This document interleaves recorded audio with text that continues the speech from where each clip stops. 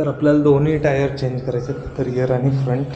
तर आपल्या अनिल भाऊंनी जुनं मटेरियल पण आणलेलं आहे. बर्डची क्लच वायर सुद्धा तुटलेली आहे, त्यामुळे पोहोचलो आपण टायरच्या शॉपमध्ये.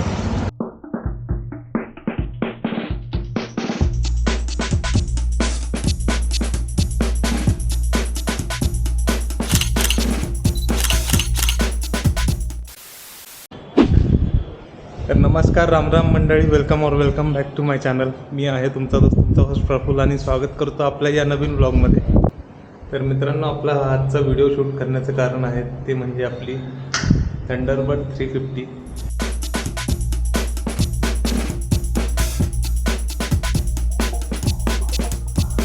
तर गेल्या बऱ्याच दिवसांपासून म्हणजे आपलं जसं घराचं काम सुरू झालं होतं, शिफ्टिंग वगैरे, पूजा, त्यामुळे आपल्या थंडरबर्डकडे माझं भरपूर दुर्लक्ष झालं होतं. तर आपल्याला आपल्या थंडरबर्डची बरीचशी कामं करून घ्यायची, ते आज मी तुम्हाला दाखवणार आहे. तर जसं की मी तुम्हाला सांगितलं, बऱ्याच महिन्यांपासून माझं थंडरबर्डकडे अजिबात लक्ष नव्हतं, त्यामुळेच आपल्या बऱ्याचशा राईड पेंडिंग आहेत थंडरबर्डवरती. तर सगळ्यात इम्पॉर्टंट, थंडरबर्डचे टायर्स आपल्याला चेंज करायचे आहेत. ते ऑलमोस्ट कम्प्लिटली गेलेले आहेत, टकले झाले आहेत, अक्षरशः गोठा झाला आहे त्यांचा. तर आपल्याला दोन्ही टायर चेंज करायचे आहेत, रिअर आणि फ्रंट, जे ऑलमोस्ट गेलेले आहेत. त्यानंतर आपल्याला चेंज करायचे आहेत आपले सीट कवर. अगदीच बेकार हालत झालेली आहे सीट कवरची. आणि आत्ताच लास्ट वीकमध्ये आपल्या थंडरबर्डची क्लच वायरसुद्धा तुटलेली आहे, त्यामुळे एक आठवड्यापासून थंडरबर्ड आपली जागेवरतीच आहे. तर थोड्या वेळानंतर आपला मेकॅनिक येणार आहे, ते बघतील, क्लच वायर चेंज करून मग आपली गाडी जाईल सर्व्हिस सेंटरला. त्यानंतर आपल्याला करायचं आहे इंजिन ऑइल चेंज वगैरे, ते तर नॉर्मल सर्व्हिसिंग आहे, ती तर होणारच आहे. तर टायरसोबतच आपल्याला चेंज करायचे आहेत ब्रेक पॅड्स आणि गरज पडली तर डिस्कसुद्धा. तर या सगळ्यासोबतच आपल्याला काम करायचं आहे ते आपल्या थंडरबर्डच्या स्पीडोमीटरचं, कारण मला स्पीड दिसत नाही. गाडी चालू केल्यावरती तुम्ही बघू शकता, गाडी चालू केल्यावरती स्पीडोमीटरचा काटा हलतो, पण जेव्हा ॲक्च्युली गाडी पळत असते रस्त्यावरती तेव्हा स्पीडोमीटरचा काटा 0वरतीच असतो. तर मित्रांनो, टायरसोबतच मी स्मोक व्हील्स काढून ॲलॉय व्हील्स टाकायचा विचार करत होतो, पण मी तो विचार बदललेला आहे. बऱ्याच माझ्या मित्रांशी मी कन्सल्ट केलं, जे रायडर्स आहेत, जे लाँग राईडला जातात शक्यतो. तर त्यांनी सजेस्ट केले की स्मोक व्हील काढू नको, कारण बम्पी रोडवरती स्पोक व्हील चांगलं परफॉर्म करतात. ॲलॉय व्हील्स बेंड होऊ शकतात, आणि जर ते बेंड झाले, एकही ॲलॉय व्हील जर बेंड झालं, तर आपल्याला दोन्ही टायर्सचा सेट घ्यावा लागतो आणि मोठा खर्च आपल्याला पडतो. तर स्पोक व्हील जास्त चांगले परफॉर्म करतं. आणि अजून एक कारण म्हणजे जे मला वाटतं, तुम्ही जर बघितलं असेल, नवीन जी गाडी आहे रॉयल एनफिल्डची मेटिओर, त्याला हे जे गार्ड्स आहेत फ्रंट आणि बॅक व्हीलचं मडगार्ड, ते फायबर्स आहेत, त्यामुळे वजन कमी असतं त्या ॲलॉय व्हीलवरती. आपल्या थंडरबर्डची जी बॉडी आहे ती पूर्ण मेटल बॉडी, आणि त्याचं हेवी वेट आपल्या टायर्सवरती पडत असतं. कंडिशन्समध्ये जर आपला टायर कुठे बंप झाला खड्ड्यात जोरात, तर आपले ॲलॉय व्हील्स ब्रेक होण्याची शक्यता असते किंवा बेंड होण्याची शक्यता असते. तर हा डबल खर्च होऊ नये म्हणून स्पोक व्हील बेस्ट ऑप्शन आहे. तर मी स्पोक व्हील्सच ठेवणार आहे, फक्त टायर चेंज करणार आहे. आणि त्यानंतर चेन लूज झालेली आहे, तर चेनचं काम करायचं आहे आपल्याला. अशी छोटी मोठी बरीच कामं आहेत. बाकी थंडरबर्ड आपली व्यवस्थित सुरू होत आहे, कारण जास्त काळ काही ती जागेवरती नव्हती.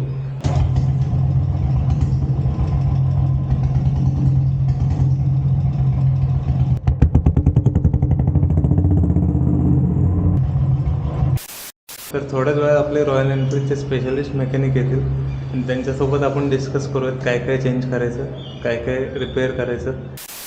तर मित्रांनो, बऱ्याच दिवसांपासून जे पेंडिंग होतं आपलं थंडरबर्डची सर्व्हिसिंग आणि टायर बदलायचं काम, तर त्याच्यासाठी आपण आपली थंडरबर्ड सोडलेली आहे आपल्या मेकॅनिककडे. 2-3 दिवसांनी आपल्याला रिपेअर झालेली आणि नवीन टायरसोबत आपल्याला आपली थंडरबर्ड बघायला मिळणार आहे. तर मित्रांनो, आपले जे स्पेशलिस्ट मेकॅनिक आहेत रॉयल एनफिल्डचे अनिल भाऊ, त्यांचा फोन आला होता, आपली थंडरबर्ड येते थोड्या वेळात, चला तर ते आल्यावरती त्यांना विचारू आपण काय काय चेंजेस झालेत गाडीमध्ये ते. आपली थंडरबर्ड आली वाटतं, मला आवाज येतो. आली थंडरबर्ड आली आपली. कॅमेरा रेडी आहे. तर आपल्या अनिल भाऊंनी जुनं मटेरियल पण आणलेलं आहे. काय काय केलं मग आपण? आता गाडीचं काम केलं, फ्रंट शॉकअपचं ऑइल सील वगैरे चेंज केलं. हां. त्याच्यानंतर क्लच केबल चेंज केली. राईट. ॲक्सिलेटर केबल चेंज केली. त्याच्यानंतर हा कार्बोरेटरचा हॉस पाईप चेंज केला. ओके. त्याच्यानंतर हा एक क्लिप चेंज केली कुठलं. हां हां हां. त्याच्यानंतर हे चेन किट पूर्ण चेंज केलं. हां, ते पूर्ण चेंज केलं. हां, पूर्ण चेन किट आणि पुढचं व्हील. त्याच्यानंतर आतलं इथं पॅकिंग असतं ते एक बदली केलं आतमध्ये. ओके. त्याच्यानंतर फ्रंट आणि रिअर डिस्क पॅड चेंज केलं. ओके. पुढची डिस्क प्लेट चेंज केली. डिस्कची प्लेट चेंज केली. ही पूर्ण डिस्क प्लेट चेंज केली आपण. ओके. हां. त्याच्यानंतर वॉशिंग, सर्व्हिसिंग, सीट नवीन लावले कुशन. येस. तर फायनली आपल्या नवीन सीट लागलेले आहेत. बरेच दिवस पेंटिंग होतं. त्याच्यानंतर छोटं छोटं किरकोळ काही काम होतं ते पूर्ण झाले. हां. त्याच्यानंतर इथनं ऑइल लिकेज होतं तर आपल्या इथनं हे होतं. त्याची रॉकरचं पॅकिंग आणि हे ऑइल सील चेंज केलं. हां. हे रॉकरचं ऑइल सील, वॉरिंग दोन्ही चेंज केलं. ओके. त्याच्यानंतर इथनं ऑइल लिकेज होतं तर ते पण केलं आहे. बरोबर. गिअर शिफ्टरच्या इथनं. तर फायनली आपल्या थंडरबर्डची सर्व्हिसिंग पूर्ण झालेली आहे बऱ्याच दिवसानंतर आणि बरेचसे पार्ट्स बदललेले आहेत. थंडरबर्डची टेस्ट राईड घेऊन आलो आहे. अनिल भाऊंच्या गॅरेजमध्ये जाऊन आपल्या सोसायटीत परत आलेलो आहे आणि गाडी एकदम ओके झालेली आहे. आता फक्त आपले टायर्स बदलायचे आहेत, ते आपण 1-2 दिवसात जाऊन बदलूयात.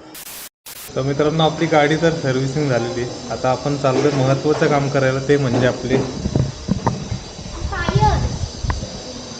आपले टायर्स बदलायला. तर आपण चाललोय थंडरबर्डचे टायर बदलायला. चला.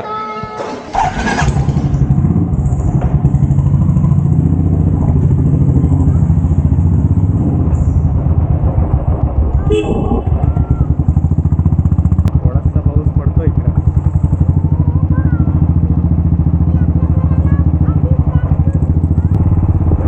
आपण सोडतोय नभंगनला.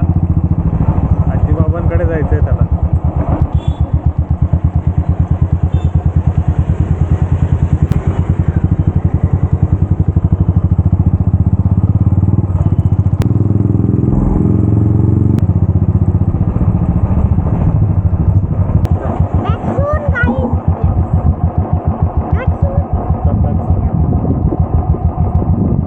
चलो आता bye. Step 1, wake up early, gonna rise with the sun. Step 2, get some good, some food in you. Step 3, think real hard about what you wanna be. Step 4, fuck everybody, just do your thing. Wake up, today's gonna be a good day. Wake up, today's gonna be a good day. Wake up, today's gonna be a good day. Wake up, today's gonna be a good day. पोहोचलोय आपण टायरच्या शॉपमध्ये. तो मित्रांनो, आत्ता आपण आलोय Bhavani पेठमध्ये DR टायर्समध्ये. हे आहेत सागर शाह, त्यांचं हे शॉप आहे आणि आपल्याला इथं बेस्ट रेट मिळणार आहे म्हणून आपण इथं आलो आहे. तर आत्ता आपण रॅल्कोचा टायर बघतोय. रॅल्को आणि सियाटमध्ये ट्राय करणार आहे, तर शक्यतो रॅल्कोच घ्यायचा विचार चालू आहे माझा. बघा. तर हा कोणता आहे? सियाटचा ग्रिप एक्सेल. ओके. ये सही आएगा, सेम ऐसा बटन में आएगा. ओके, ठीक आहे. सो आपण ना रॅल्कोच टाकत आणि तर या रॅल्को टायरची 30-35 किलोमीटरची लाईफ आहे म्हणून आपण हा टाकतो. आणि याचे बटन्स मोठे आहेत मेन रिझन, त्यामुळे ग्रीप आपल्याला चांगली मिळणार. टायर खोलतायत आपला. 2003. बरोबर. तर हा फ्रेश टायर आहे. Today's gonna be a good day. Wake up, today's gonna be a good day. Wake up, today's gonna be a good day. Wake up, today's gonna be a good day. Yeah. Set your affirmations, aspirations. I got shit to do, the aftermath of preparation. Good food, good mood, blood in circulation. One step at a time, yeah, that's how you make it.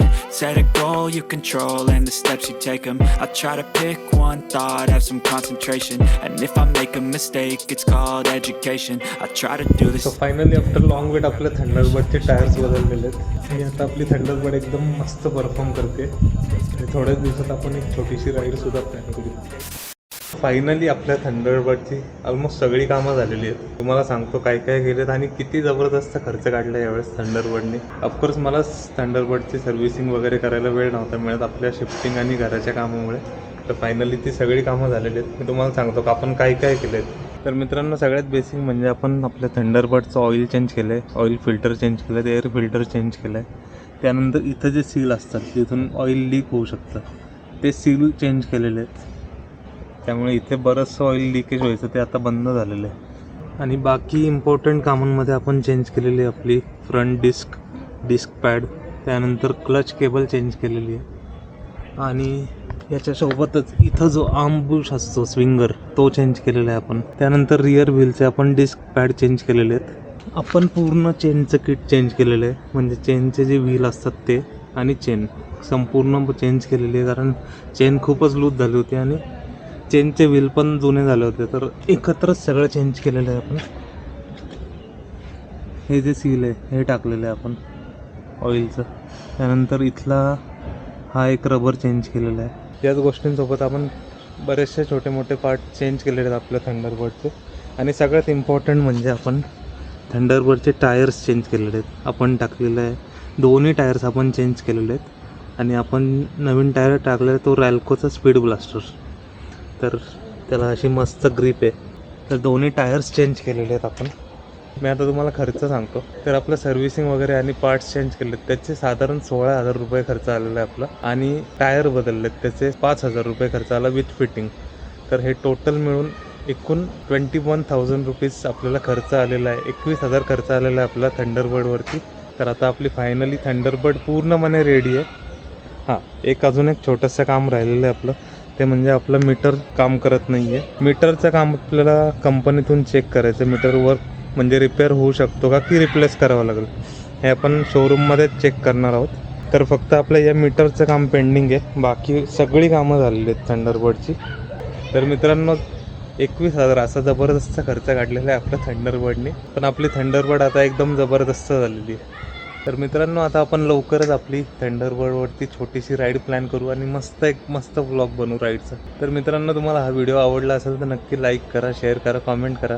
आणि चॅनलवर नवीन असाल तर channel subscribe करायला अजिबात विसरू नका. आणि ते बेल आयकॉन नक्की दाबा, म्हणजे आपल्या नवीन व्हिडिओचे नोटिफिकेशन तुम्हाला मिळत राहतील. चला तर भेटूयात पुन्हा अशाच एखाद्या नवीन व्हिडिओमध्ये. तोपर्यंत take care, keep exploring. Positive thoughts are overtaken, I got patience. One day at a time is how you operate a cadence. Aflow, you grow, you show yourself a foundation. Stay away from all the shit that causes temptation. I know that I like to do it cause it's sensation. I live my life in my head like a narration. Don't expect greatness, do my best, man, I'll take it. Wake up, today's gonna be a good day. Wake up,